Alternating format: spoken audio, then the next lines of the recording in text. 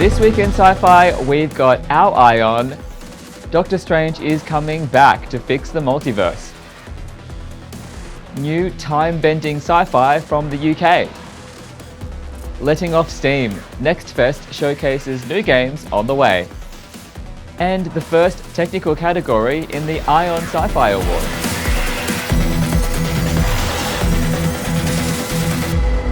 Welcome to Ion Sci-Fi, I'm Raymond Fedora.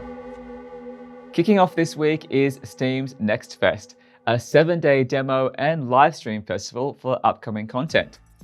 Visitors will be able to play game demos, watch developer live streams, and chat with teams about their games in progress. And there are plenty of game demos to choose from. Next Fest runs until February 28. Destiny 2's The Witch Queen launches this week. The trailer had flash, sizzle, and a great beat, and what looks like a lightsaber towards the end. We're guessing it's one possible look for the new glaive weapons introduced with this expansion. So definitely not a lightsaber, but the trailer released the same day as the one for Star Wars Old Republic, so you could be forgiven for having lightsabers on the brain. The Witch Queen expansion launches on February 22 on PC, Xbox, and PlayStation. The recently released trailer for Doctor Strange and the Multiverse of Madness has been attracting a lot of interest on social media. With a visual style as mad as the title suggests, the movie grapples with the multiverse threads left hanging by previous MCU outings including Spider-Man No Way Home, Loki, and WandaVision, with Wanda herself making an appearance. We should tell him the truth. Also heard but not seen is Patrick Stewart, with the context suggesting the MCU could be introducing the Illuminati, which Stewart's character Charles Xavier had a known association with. Doctor Strange and the Multiverse of Madness arrives in Australian cinemas on May 5. Among the ads in this year's Super Bowl was one for a new AMC series, Moonhaven. Set 100 years in the future, this suspense thriller follows Bella, a lunar cargo pilot and smuggler who finds herself stranded on Moonhaven. Bella finds herself sucked into a conspiracy to hijack the AI controlling Moonhaven and its miracles, and teams up with a local detective to foil the bad guys. Moonhaven is expected to release this year on AMC+, which is available in Australia as an add-on for Apple TV and Amazon Prime, or it could get picked up here by another streaming service. We'll keep you updated. Sky UK have released a trailer for time-bending series The Lazarus Project, about a top-secret government agency that can rewind time to prevent major catastrophes. To make this work, they find and recruit the few people that are able to remember the original timeline, which includes the main character. But when someone he loves dies, he becomes tempted to try and save them while he's on the job, which has the potential to go badly. The Lazarus Project premieres in the UK in April, and we're hoping it will be picked up by an Australian service. We'll keep you updated. Bad news, everyone. Last week we told you Hulu was bringing back Futurama in 2023. Unfortunately, negotiations with John DiMaggio, the voice of Bender, have not gone well, and at this stage it looks like he's out. It's not clear how the producers will deal with this problem, but the rest of the voice actors have signed up, and it looks like they're pushing on. Stranger Things creators Matt and Ross Duffer have written a letter to fans. Due to its longer runtime and in order to deliver it to screens as quickly as possible, Season 4 will release in 2 parts on May 27 and July 1. And Season 5 will be the last, which is what the creators had planned, but they have hinted at the potential for spin-offs. Stranger Things is available on Netflix. A first gameplay trailer has been released for real-time strategy game Dune: Spice Wars. Set on Arrakis, players control one of 4 factions, House Atreides, House Conan, or 2 houses not yet revealed, to battle for territorial control. And just like the movie, a key resource is spice, produced by massive sandworms which move around and try to eat your units. Dune: Spice Wars is scheduled for early access this year on Steam. This week is the first of the technical categories in the Ion Sci-Fi Screen Awards. Best Production TV recognizes the achievements of the production team behind a TV series, including producers, directors, writers, designers, and everyone else that makes sci-fi possible on television. That's a lot of people. So the production team is represented in the nominations by the series showrunner. And the nominations are Foundation, showrunners David S. Goyer, Josh Friedman. Cutler, showrunner Sigurjón Kjartansson. For All Mankind Season 2, showrunner Ronald D. Moore. The Expanse Season 5, showrunner Naren Shenker. And Star Trek Discovery Season 4, showrunner Michelle Paradise. You can vote now for your pick at ionsci-fi.com. And joining me now to discuss the week in sci-fi is our North American correspondent, Christian Baines. Thanks for joining us, Christian. My pleasure, Raymond. Great to be here again. Good to see you. So there is a big theme that this week, which is everything that is old is new again, with a lot of the trailers and upcoming releases. And I just wanted to quickly cover something that I really love, which is Futurama. Could you tell us about what the latest development is around that? Yeah, well, Futurama has been the subject of a little bit of controversy this week. Not the show itself, but one of its most beloved stars who won't be returning for the series comeback.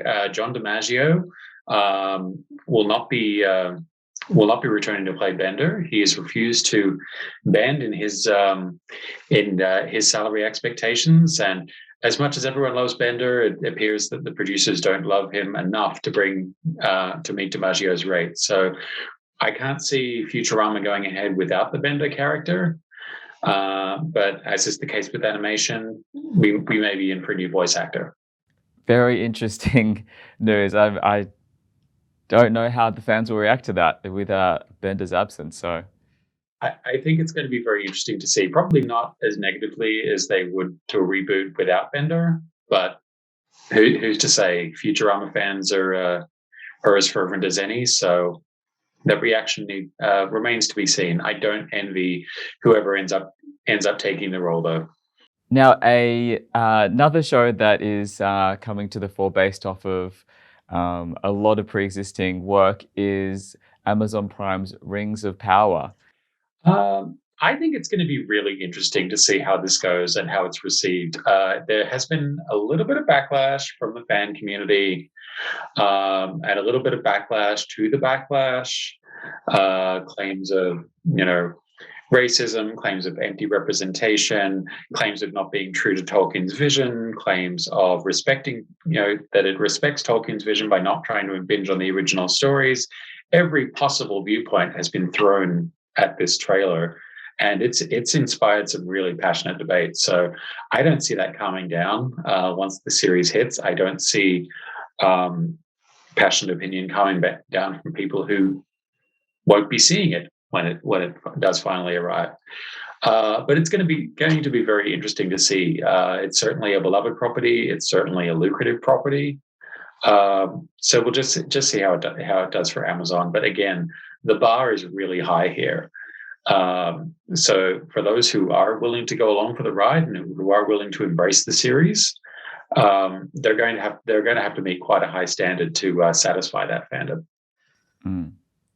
And to be honest, anything that comes after Peter Jackson is going to face an uphill battle. So, yeah. And I mean, I think it's going to be one of these shows that reminds us of the fundamental differences between cinema and TV. We talk about it now like, oh, it's all just content. It's all just about the length and how it's divided up.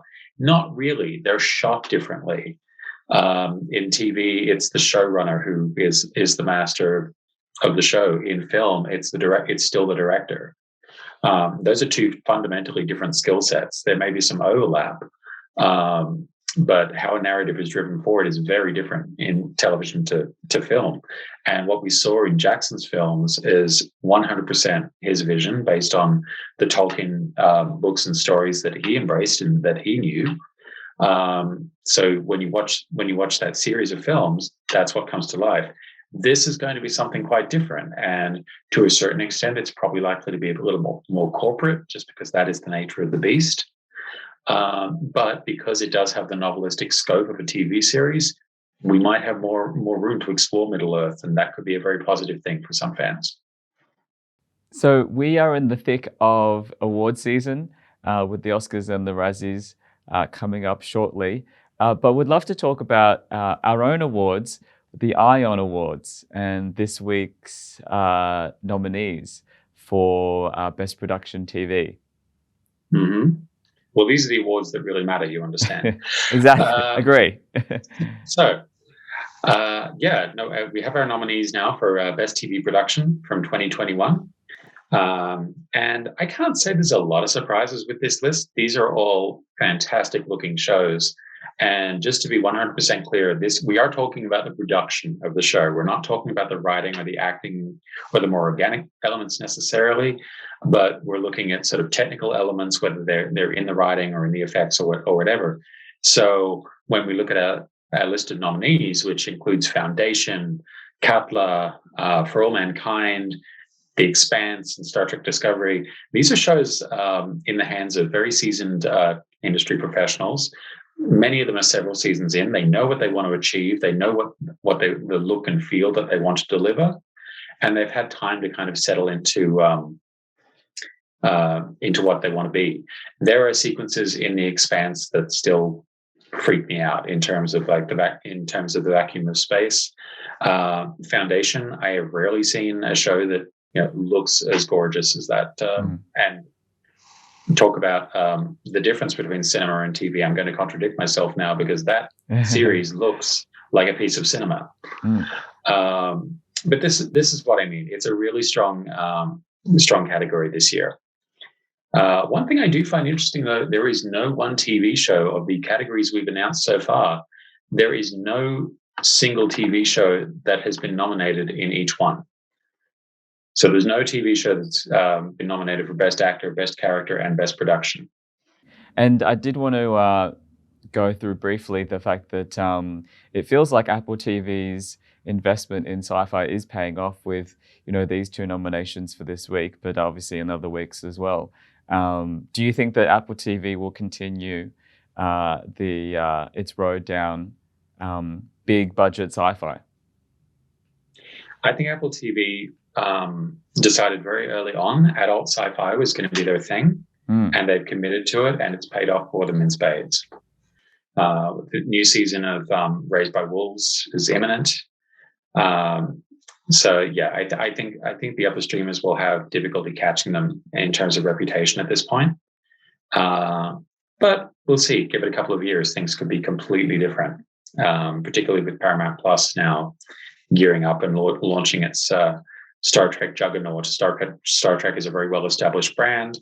There's more Star Trek content being made now than there has been ever. We'll just see how this all reshuffles. But between Foundation, For All Mankind, Invasion, and Raised by Wolves, Apple is in a really good position right now. Now, trailers are still coming through thick and fast, and one that's dropped that everyone's excited for is Doctor Strange and the Multiverse of Madness. But specifically, do you have any theories on who we might see in this movie? I mean, we saw a lot of people that we didn't expect to see in No Way Home. So who's going to be in this one? Oh, just when you start going, okay, I think I'm over the Marvel machine. They drop something like this.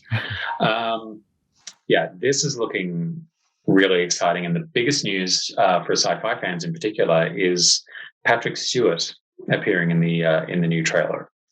Doctor Strange has always been one of the strongest and most interesting and compelling characters in the MCU. But the teaser or the idea of Professor X possibly making a return, particularly now Fox is back under the Disney fold, is really exciting news for Marvel Comics fans who've been kind of waiting for the X-Men to be integrated back into the MCU for quite some time. There's a really passionate X-Men fandom out there that's kind of been frustrated by the stranglehold Fox has had over the franchise. With that wall out of the way. So this is a promise of where things could go, and I think that could be very interesting to watch. We've seen in the last couple of installments of Marvel's films that they are looking to sort of reinvent the way they do things and kind of upset the formula. We're seeing less and less of those Marvel cliches and starting to see sort of new ways of telling those stories, which is what a good, what a good writer and what good studios do. They're always looking at ways to stay relevant and to reinvent. So I think it'll be very exciting to see this film and what follows it in the next few years from Marvel. Amazing. Well, thank you so much for all the updates, and we hope to see you soon, Christian. My pleasure, Raymond. I hope so. And that was the Week in Sci-Fi. For more news and to vote in this week's awards category, go to ionsci-fi.com.